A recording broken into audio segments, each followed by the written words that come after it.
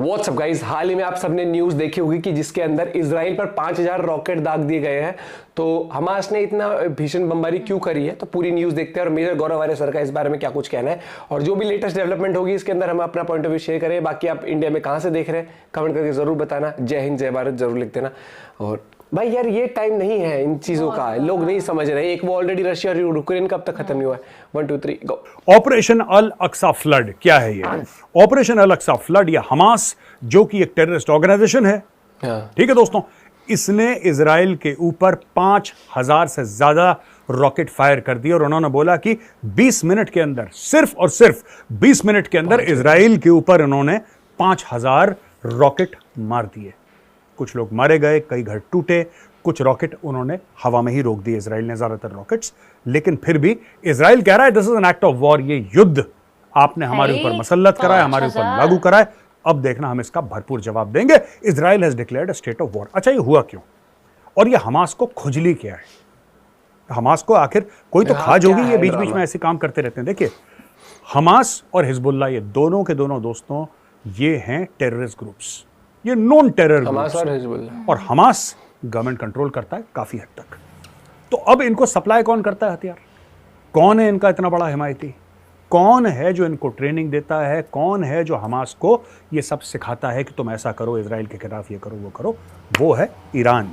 आपने बिल्कुल ठीक सुना दोस्तों, वो है ईरान। ईरान इनको सप्लाई करता है मटेरियल और ये सब। जनरल सुलेमानी था ना जिसको अमेरिका ने ड्रोन से मारा था, याद होगा आपको, आप देख लीजिए, गूगल कर लीजिए।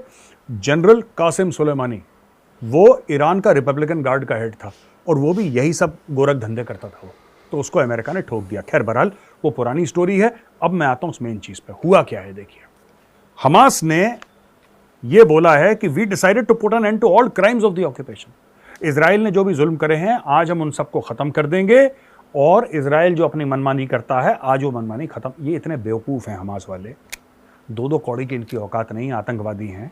इनको ये नहीं पता कि इजराइल से लड़के इनको सिर्फ मार खानी है। ये एक तरफा ये लड़ाई भी नहीं है दोस्तों। जो कहता है कि इजराइल के हमास से लड़ाई हो गई वो भी झूठ बोल रहा है। ये लड़ाई नहीं है, ये पिटाई है। ये पिटाई है क्योंकि लड़ाई क्या होता है, दोनों लड़ते हैं तब होती है लड़ाई। पिटाई एक तरफा होती है। अब इजराइल मैदान में आ गया है। ये देखना चूहे, अभी आप देखना है चूहे कैसे भागते हैं, क्योंकि इजराइल अपने टैंक वैंक लेके, अपने सब कुछ लेके, आप देखिएगा इजराइल घुस जाएगा बिल्कुल अंदर और एक एक करके ठोकेगा, एक एक करके निकाल के एक एक करके निपटाएगा। और फिर ये लोग पता है क्या करेंगे? मैं बता रहा हूं दोस्तों, इजराइल का जो असली जिसको कहते हैं कि इमेज जो है वो खराब करने का ठेका हमास ने ले रखा है। हमास और हिजबुल्लाह दोनों क्या करते हैं मैं आपको बताता हूं। ये ऐसी लाशें दिखा देंगे, जिंदा लोगों को लेटा देंगे और उनके ऊपर सफेद चादर डाल देंगे कि जैसे मरा हुआ आदमी है। छोटे छोटे बच्चों को ऐसे दिखाएंगे कि बच्चा मरा हुआ है, बच्चे को बोला तुम सांस मत लेना, कुछ मत लेना। उनकी फोटोग्राफी करते हैं ऊपर से और फिर उसको ये वायरल करते हैं सोशल मीडिया पे। कहते हैं कि देखो इजराइल ने इतने 50 लोग मार दिए, 100 लोग मार दिए। ये ऐसे काम करते हैं और लोग जो हैं भावुक तो होते हैं। लोग कहते हैं हो इजराइल इतना बुरा है, इजराइल ने बच्चों को मार दिया। देखिए बात ये होती है कि ये क्या करते हैं, ये जो रॉकेट आए हैं कहाँ से आए हैं? मैं आपको पूरी स्कीम बता देता हूँ। इनकी जो स्कीम होती है ना हर चीज़ की, माल बेचने की, इनकी माल बेचने की स्कीम क्या है? इनकी माल बेचने की स्कीम यह है कि दोस्तों जितने भी रॉकेट फायर करते हैं, ये रॉकेट फायर करते हैं, जो एरिया होगा ना कहीं से तो रॉकेट टेक ऑफ करेगा। वो कोई तो उसका बेस होगा ना जहां से रॉकेट टेक ऑफ कर रहा है हवा में। ये कोई सुनसान इलाके से नहीं करते फायर, ये करते हैं पॉपुलेटेड इलाके से, बिल्कुल जहां पे आबादी के क्षेत्र होते हैं। आबादी के क्षेत्र के बीचों बीच लोग हैं, वहां पर उस तरीके से कॉलोनी बनी है, वहां पे हजारों 50-60 हजार लोग रहते, उनके बीचों बीच 15, 20, 30 रॉकेट वहां से फायर हो जाते हैं। अब क्या होता है, इजराइल का जो रडार है या इजराइल का कंप्यूटर है वो रीड करते हैं कि कहां से मिसाइल निकली है, मिसाइल टेक ऑफ कहां से करी है, वो देख लेते हैं। रॉकेट कहां से टेक ऑफ करा है वो रीड कर लेते हैं। तो उनका जो सीबी होता है, सीबी यानी कि काउंटर बम्बार्डमेंट, यानी कि इजराइल से फिर मिसाइल वहीं पे जाके गिरेगी जहां से रॉकेट इनका टेक ऑफ किया है, और वो होता है आबादी का इलाका। ये जानबूझ के जो पैलेस्टीनियंस हैं, हमास वाले हैं, हिजबुल्लाह वाले हैं, ये तो अगर हमास की स्टोरी है आज की, लेकिन हिजबुल्लाह वाले ये सब लोग क्या करते हैं, ये जानबूझ के, आपने ये बात देखी होगी, इनसे सीख के हुर्रियत वाले भी यही करवाते थे कश्मीर में, पत्थरबाजी। ये पत्थरबाजी का ये मामला कहां से शुरू हुआ? ये कश्मीर से थोड़ा ना शुरू हुआ। आप समझ रहे हैं बैकग्राउंड इसका दोस्तों? ये पूरा जो पत्थरबाजी का मामला शुरू हुआ, जो आपने सुना होगा ना कश्मीर में पत्थरबाजी हो गई, ये कश्मीर से थोड़ा ना शुरू हुई थी, तो पैलेस्टीनियन मामला है ये। ये पैलेस्टीनियन मामला, ये पहले इजरायली के ऊपर पत्थर फेंकते थे, उन्हीं से सीख के यहाँ पे आए। फिर दूसरी चीज इन्होंने पैलेस्टीनियन से सीखी, जो कश्मीर के सेपरेटिस्ट थे, औरतों और बच्चों को आगे रखो, औरतों और बच्चों को सेफ आगे रखो। प्ले कर जाते हैं ना उस तरीके से। उससे क्या होगा कि आप औरतों और बच्चों को आगे रखिए और पीछे से आप गोली चलाइए।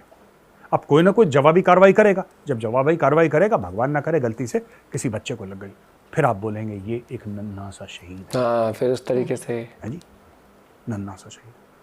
और कोई ये नहीं पूछेगा कि भाई जब सिक्योरिटी फोर्सेस और भीड़ के बीच में अगर पैलेट गन्स फायर हो रही हैं, कुछ भी हो रहा है, तो ये 5 साल का बच्चा बीच में कहाँ से आया? Point to be noted. ये 5 साल का बच्चा बीच में, इसका काम क्या है? बच्चा तो अगर इतना कोई आवाज होगी या इतनी कोई फायरिंग होगी, बच्चा तो डर के भाग जाएगा। बच्चा तो अपने घर में होगा। बीच फसाद के बच्चे हर समय कैसे आ जाते हैं, औरतें कैसे आ जाती हैं? ये लाते हैं औरतों बच्चों को, ये बहुत जानबूझ के लाते हैं दिमागदारी बीच उस में। तरीके से। किसी ना किसी को गोली लग जाए और फिर हम उसकी फोटो खींचें, वीडियो बनाएं और दुनिया भर में प्रोपेगेंडा करें। सारी की सारी लड़ाई IW यानी कि इंफॉर्मेशन वॉरफेयर की है, ठीक है।